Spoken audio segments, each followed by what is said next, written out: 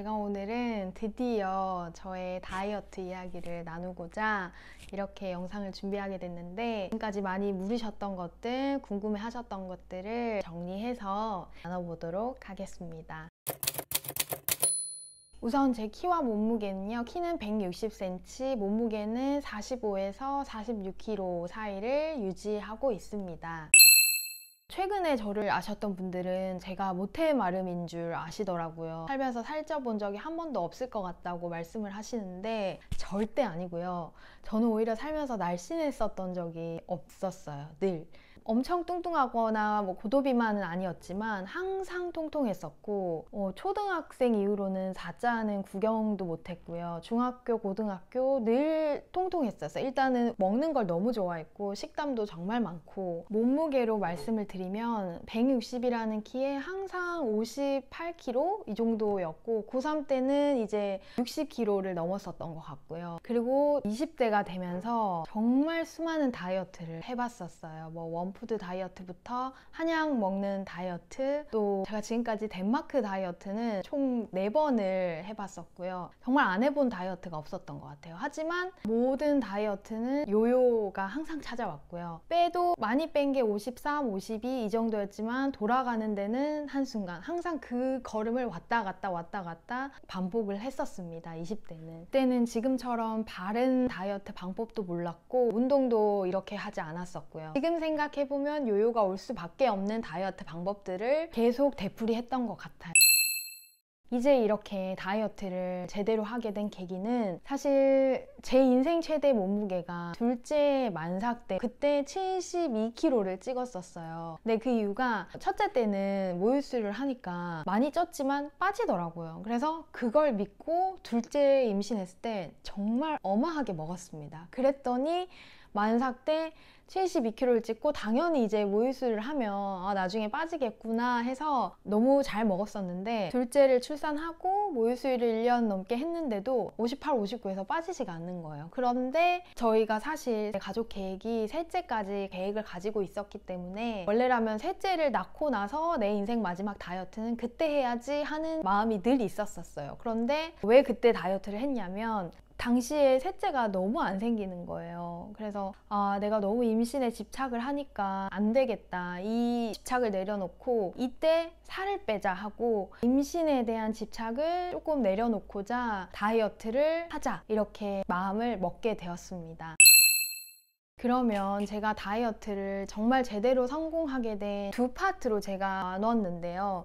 그때 둘째 출산을 하고 59kg였는데 59에서 48kg까지 총 11kg를 3달 안에 감량을 했습니다. 그때 감량했던 게 저의 첫 번째 파트고요. 그리고 제가 지금 유지어터 5년차지만 그 사이에 셋째 출산과 임신이 있었어요. 셋째 만삭 때는 다행히 많이 찌지 않고 금세 잘 돌아왔는데, 두 번째 파트가 언제냐 하면, 셋째를 낳고 몸무게가 복귀되는 데는 사실 6개월 만에 바로 48kg로 돌아왔습니다. 그런데 두 번째가 그 48kg에서 16kg까지 2kg를 감량하는 데가 두 번째 파트예요. 이게 키로수로 치면 단 2kg밖에 차이 나지 않지만, 제가 체감하는 내 몸의 상태와 눈바디는 그 2kg 차이가 엄청 나더라고요. 그때 3개월 동안 총 11kg를 감량했을 때의 노력만큼이나 저에게는 이 2kg가 되게 의미 있는 시간이어서 파트의 구분을 하고 싶었고요. 두 번째 파트는 사실 감량보다는 유지에 관해서 좀 더 상세한 내용들이라서 그거까지 다 나누기는 너무 오래 걸릴 것 같아서 오늘은 감량기 위주로, 썸네일에는 14kg라고 나와 있는 이유가 3개월 동안 뺐던 키로수와 최근에 셋째를 낳고 감량했던 키로수를 합쳐서 기록을 해 놓은 거고요. 오늘 말씀드리고자 하는 것은 집중적으로 감량할 때 제가 다이어트를 어떻게 했는지 위주로 나누도록 할게요. 그래서 꼭 참고해 주시고 들으셨으면 좋겠습니다.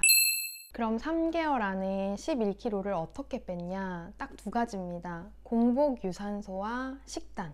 요 두 가지는 빠질 수밖에 없는 공식이에요. 저는 어떤 공복 유산소를 했냐면 그 당시에는 복싱인데 그게 전통 과격한 복싱이 아니라 뮤직 복싱이라고 음악에 맞춰서 1시간 내도록 정말 몸을 계속 움직이는 뮤직 복싱이 있어요. 그것도 지금 생각해보면 유산소 위주고 뒷부분에 간단한 근력, 서킷 트레이닝 운동들이었는데 그 당시에 첫째, 둘째가 어린이집 다닐 때인데 눈 뜨고 아무것도 먹지 않은 상태에서 아이들을 보내고 바로 체육관으로 가서 공복 상태에서 1시간 동안 운동을 하고 점심을 일반식을 먹었는데 양을 조절을 했어요. 배부르게 먹지는 않고 일반식을 때 작게 먹었었고 저녁을 쉐이크를 먹었습니다. 물론 너무 배가 고픈 날은 조금 먹을 때도 있었는데 그래도 기본은 저녁은 항상 쉐이크. 그랬더니 살이 정말 잘 빠지더라고요. 사실 공복 유산소도 되게 의견들이 다양한데 저는 개인적으로 공복 유산소가 체지방 감량에는 정말 효과가 있는 운동이라고 생각을 하거든요. 저는 공복 유산소가 살이 잘 빠졌었고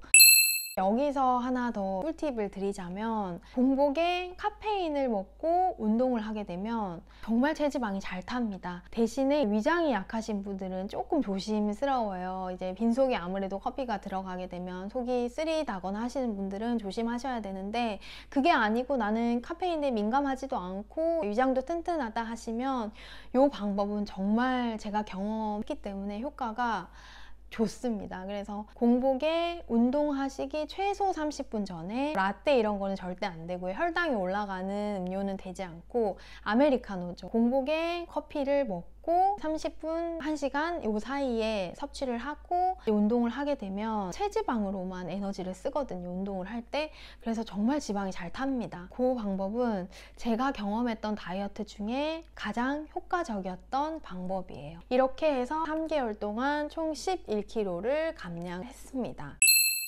다이어트 보조제나 영양제에 대해서도 질문을 해주셨는데 다이어트 보조제는 먹지 않았어요. 왜냐면 이걸 내가 평생 먹을 수 있을까? 라고 질문했을 때 아니더라고요. 물론 이제 이게 효과 좋다더라, 얼마 몇 킬로 빠진다더라 할 때 혹하긴 했지만 아니야, 이건 내가 평생 먹지는 않을 거라는 생각에 먹지는 않았고, 그리고 영양제는 유산균, 여성 유산균, 오메가3 그리고 저는 이제 개인적으로 지금 칼슘이랑 비타민 D 이렇게 챙겨 먹고 있습니다. 사실 다이어트는 감량하고 나서 유지가 되느냐 마느냐가 정말 관건이잖아요.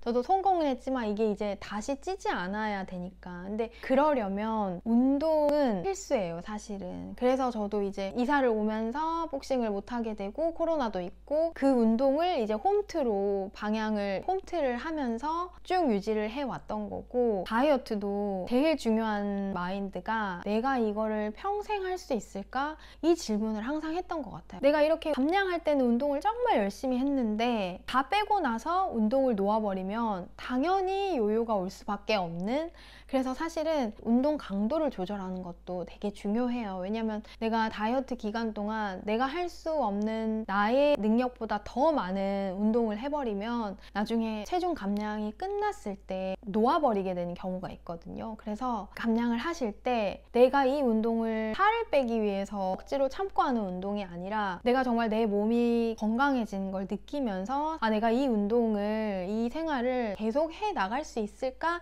하는 강도를 본인이 조절을 하시는 게 저는 정말 중요하다고 생각을 해요. 그래서 감량하실 때 나중에 유지할 때를 생각하셔서 운동 강도를 정하셨으면 좋겠고, 두 번째는 대체 식품을 영리하게 이용을 하셨으면 좋겠어요. 감량기 때는. 요즘에는 정말 다이어트 식품들이 너무너무 잘 나와요. 맛있고 성분도 너무 좋은 맛있는 음식들이 많이 나오기 때문에 저는 그것들을 되게 잘 이용을 했었어요. 물론 요즘에는 다이어트 식품 냉장고에서 다 버리세요 하는 의견들도 간혹 보기는 하는데, 그걸 이제 너무 나는 다이어트 식품만 먹어야 돼 하고 강박적으로 그렇게 식습관을 가지는 거는 당연히 좋지 않겠지만, 내가 정말 집중적으로 감량을 해야 할 때는 저는 그런 식품들을 내 식욕을 다스리고 조절하는데 어느 정도는 유용하게 활용할 수 있다고 생각을 하거든요.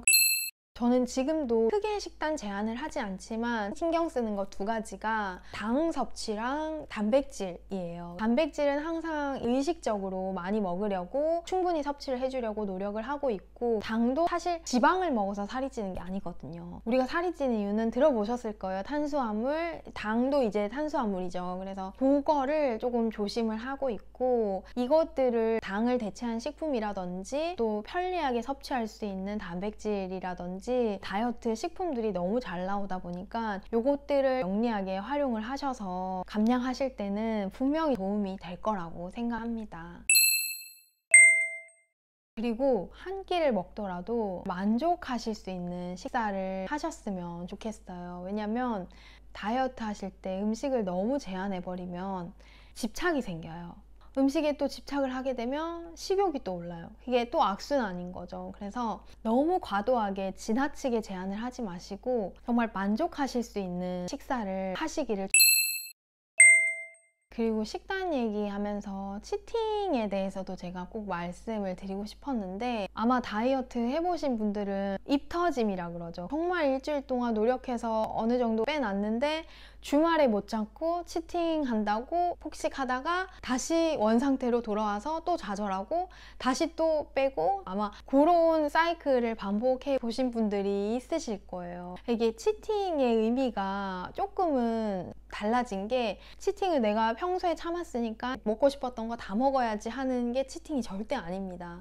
치팅은 감량할 때는 다이어트식을 먹잖아요. 다이어트식을 먹으면 몸이 거기에 적응을 해서 일을 안 하려고 해요. 얘가 칼로리도 적게 들어오네? 칼로리는 적은데 몸은 많이 쓰네? 안 되겠다. 이게 먹는 족족 에너지를 저장해야지, 살로 저장을 해야지 하는 게 우리 몸의 시스템이에요. 그런데 그거를 나는 그냥 음식도 먹을 줄 알아, 닭가슴살만 먹는 게 아니고 이렇게 건강한 일반식도 먹을 수 있어 라고 내 몸을 속여주는 게 사실은 치팅이에요. 그래서 치팅할 때 갑자기 먹지 않았던 피자, 떡볶이, 치킨 이런 거를 다 먹는 게 치팅이 아니라 건강한 일반식이죠. 맨날 닭가슴살만 먹다가 이런 것도 먹네 하면서 그러면 이제 내가 저장만 안 하고 에너지를 써줘야겠네 하고 내 몸을 속이는 게 사실은 치팅입니다. 그래서 감량하실 때 치팅에 대한 의미와 그 마음가짐을 꼭 염두를 하고 감량을 하셨으면 좋겠어요. 그래서 단백질 위주의 식단, 당은 최소로 섭취하는 거, 탄산음료 당연히 끊으셔야 되고요. 대신에 요즘에는 제로 음료들이 너무 맛있는 게 많이 나오니까 그거로 이용하시는 것도 하나의 방법이고, 감량기 때는 어느 정도 조금은 식단에 독하게 마음을 먹되 너무 과도하게 이거 먹고 사람이 살 수 있을까 하는 정도의 과도한 줄임은 입터짐을 유발할 수 있다는 거. 그래서 그걸 잘 조절을 하시되, 요즘에는 대체 식품들도 잘 나오니까 그것들을 잘 활용해 보셨으면 좋겠고, 치팅은 마음 놓고 다 먹는 게 아니라 건강한 일반식으로 내 몸을 속여주는 거다. 먹고 좌절하지 마시고, 빼놓은 노력이 아깝잖아요. 그래서 건강한 치팅을 하시는 거. 제가 나누고 싶은 얘기는 진짜 많았는데 빨리 나누고 싶다는 생각에 이렇게 하다 보니까 두서없이 말씀드린 것도 있고 다 말씀 못 드린 부분들도 너무 많은 것 같은데, 그래도 우선은 다른 영상들을 올리기 전에 다이어트에 대해서 궁금해 하셨을 텐데 그거를 먼저 조금은 나누고 싶은 마음을 담아서 급하게 영상을 제작하게 됐는데 양해를 해주셨으면 좋겠고, 또 감량할 때와 달리 제가 유지를 하면서 제 몸의 페이스를 찾으면서 느꼈던 것들, 나누지 못한 것들도 또 아직 많이 있거든요. 그래서 그런 것들도 틈틈이 정리를 하면서 다음엔 좀 더 잘 나눌 수 있도록 하겠습니다. 오늘도 영상 시청해주셔서 감사드리고요. 다음 영상에서 또 만나요. 안녕.